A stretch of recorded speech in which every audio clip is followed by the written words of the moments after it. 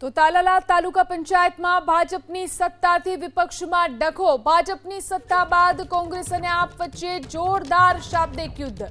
ભાજપની બી ટીમ બની કોંગ્રેસે સત્તા અપાવ્યાનો આમ આદમી પાર્ટીનો આરોપ. તો આપના આરોપ પર કોંગ્રેસનો પણ પલટવાર. રાજકીય નિષ્ફળતા છુપાવવાનો આમ આદમી પાર્ટીએ પ્રયાસ કર્યાની કોંગ્રેસે વાત કરી. આપ સમીકરણ ગોઠવવામાં નિષ્ફળ, આપ જ ભાજપને પરોક્ષ લાભ પહોંચાડે છે તેવો આરોપ પણ કોંગ્રેસે લગાવ્યો.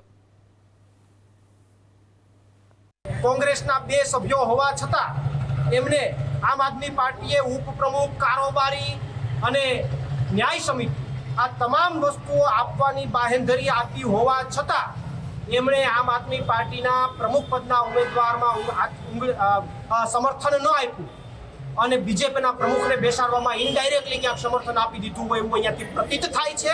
અને એટલા માટે આખા તાલાળા અને સમગ્ર ગુજરાતની અંદર અહીંયાથી એક મેસેજ પ્રસ્થાપિત થાય છે, પ્રસ્થાપિત નહીં સાબિત થાય છે કે કોંગ્રેસ ભાજપ સાથે જોડાયેલી છે.